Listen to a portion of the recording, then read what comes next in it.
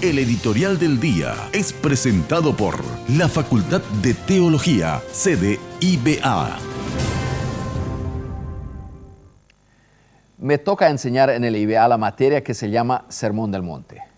El Sermón del Monte es el sermón de Jesús que encontramos en el Evangelio de San Mateo, los capítulos 5 al 7. Es una de las materias más fascinantes que me toca enseñar. A la vez también debo admitir que es una materia que cada vez que la enseño nos mueve la estantería. Es tan radical y tan desafiante que uno se asusta. De hecho, al considerar cómo se ha interpretado el Sermón del Monte en el transcurso de la historia, nos damos cuenta que en muchos casos se ha procurado adaptar esta enseñanza para que no sea tan radical. La primera parte del Sermón del Monte son las así llamadas bienaventuranzas. Hay 8 bienaventuranzas en el Sermón del Monte.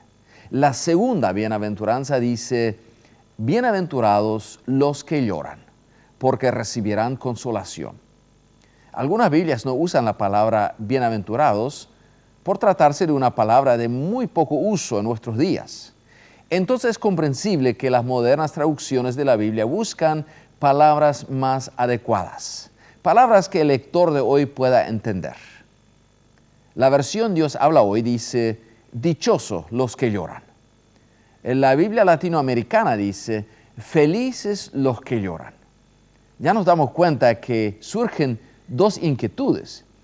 En primer lugar, surge la pregunta en cuanto a qué traducción tiene más razón, puesto que estas diferentes palabras no son exactamente sinónimos. Una segunda inquietud es la pregunta acerca de la felicidad.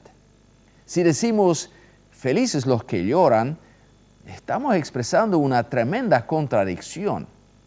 ¿Felices los que lloran? Los que lloran no son felices, son tristes. Pero aquí dice: felices los que lloran. Entonces, ¿en qué quedamos?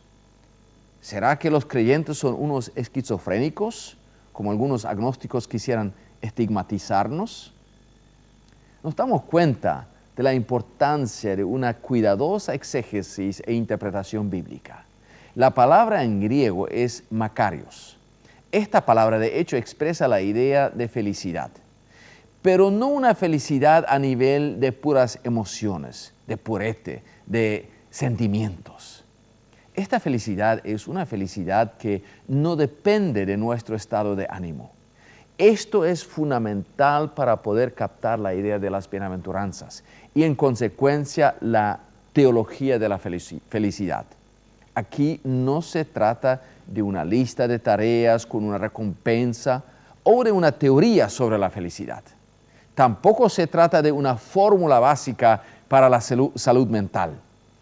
El famoso teólogo anglicano John Stott dice: es un error serio interpretar Macarios como felices, porque la felicidad es un estado subjetivo, en tanto que Jesús está haciendo un juicio objetivo sobre estas personas.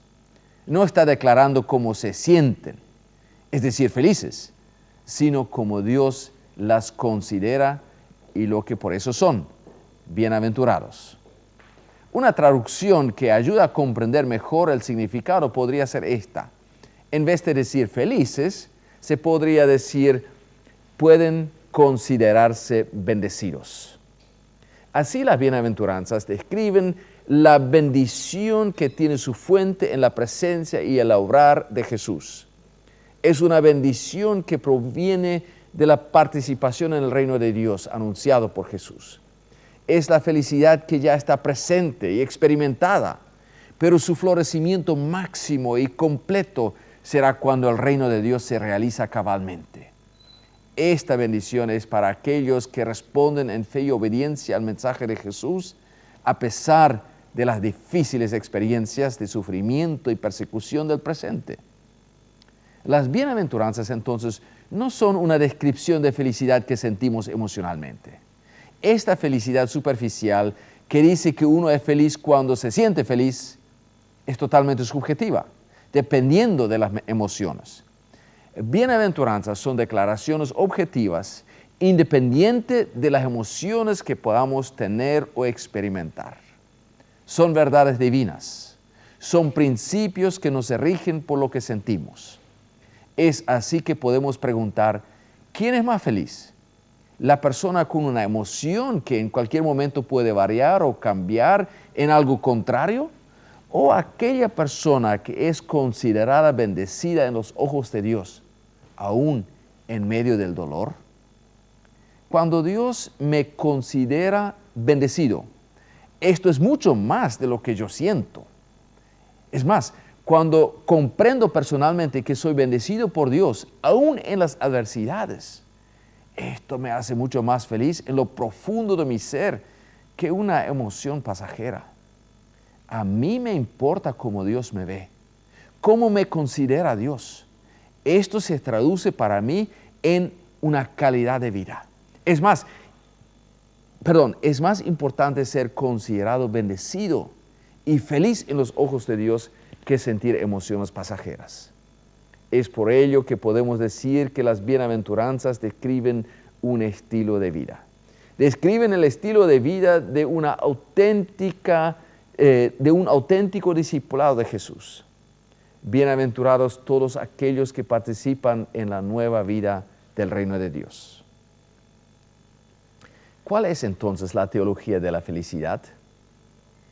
No lo que yo siento o lo que dice la sociedad. La verdadera felicidad, que se traduce en un estilo de vida, se basa en lo que Dios considera una felicidad. Cuando nuestro Dios considera que somos bendecidos, estaremos felices y nuestras emociones nos acompañarán. Es por ello que muchas personas sinceramente son felices en medio de mucho sufrimiento. El criterio, si somos felices o no, no está en lo que sentimos o lo que se dice. El criterio principal es cómo lo considera nuestro buen Dios. El editorial del día fue presentado por la Facultad de Teología, sede IBA.